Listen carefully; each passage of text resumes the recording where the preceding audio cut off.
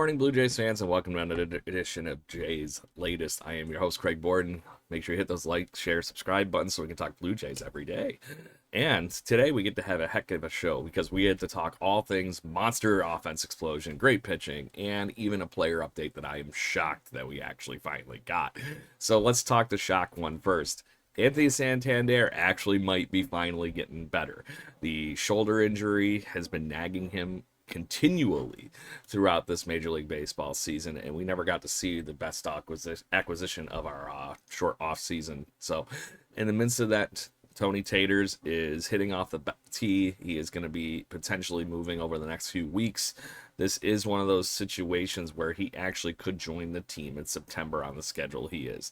The biggest thing is getting up to game ready speed for being able to hit, but he could be seeing a very quick 2-week turnaround time now that he's been finally hitting the ball at least. So resumed regular everyday baseball activities, and Tony Taters has a chance of coming back. Anthony Santander would be a hell of an offensive piece to add back to this already potent Blue Jay lineup. The bigger question is who's going to be sent down and all that kind of stuff like we saw the other day. So if you didn't see who the corresponding move was for George Springer to come up before yesterday's game, it sucks to be really good, but have options apparently, because Joey Loperfido was the odd man out to send it back down to Triple A, who has been batting .350 in his stint with the most recent with the Blue Jays. He's been incredible. This should not be a ding to him. It is literally just he's the odd man out at the time. So we'll see what happens as far as those kind of things going forward, because the Blue Jays do have some juggling to do with Shane Bieber here in the next week.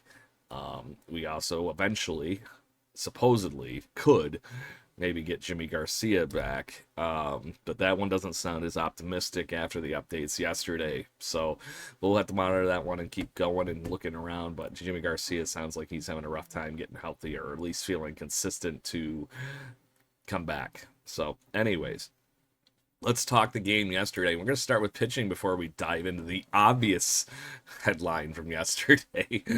Eric Lauer picks up his eighth win of the season in a 14-2 Toronto Blue Jays win. The gates were open, flooded, whatever the hell you want to term here. But at the end of the day, Eric Lauer picks up his eighth win on 5 innings of work, 4 hits, 3 walks, 4 strikeouts, and only the 1 earned run. I was surprised he didn't stay in the game longer, but at the end of the day, it's one of those things you keep him out there and you keep it going. But he did get blown up early in the few innings because of those walks, a few extra hits, but he actually kept the dams from opening the other direction here and letting the Texas Rangers get out to anything crazy. He did throw 102 pitches as well in those 5 innings, so interesting to see. But at the end of the day, I don't want to burn out Eric Lauer as well. Tommy Nance is the one that came in and took up the bulk of the remainder of the innings. Sir Anthony Dominguez also got an inning of work. And then, young pitching prospect Tyler Heineman got into the last inning, gave up 1 earned run, and allowed a hit as well. The last inning of this game was very odd as far as pitching goes. Rowdy Tellez was on the other side of this one, throws 2 innings of work. Yes, I said Rowdy Tellez. 5 hits, 3 earned runs, which included a beanball to George Springer and eventually a home run to Davis Schneider, the 3-run blast. So, just to make things fun. I highly recommend checking out that video of Rowdy Tellez beaning George Springer, because they were both laughing and clearly joking with each other. So let's talk this monster offense that was yesterday, because this started off pretty simple and then all of a sudden just really, really, really quickly escalated. So Ernie Clement hits a double that scores Bo Bichette after he had singled, and it's one of those things that just continued to snowball from there. Clement gets the credit for catalyzing the offense yesterday, but right after that, Miles Straw goes deep, and it wasn't even a subtle deep. He took it into the Blue Jay bullpen. His 3rd home run of the season. He would not stop there. We're going to continue to talk him in a few moments as well, because just because I put him as the headline here does not mean that he's stopping. He had a hell of a day. Bo Bichette would also follow that again with a double. Yes, he got up the same time, or twice in the same inning. And the only reason the inning ended was because of a very, very, very close play on this double by Bo Bichette that got Vladdy at the home plate.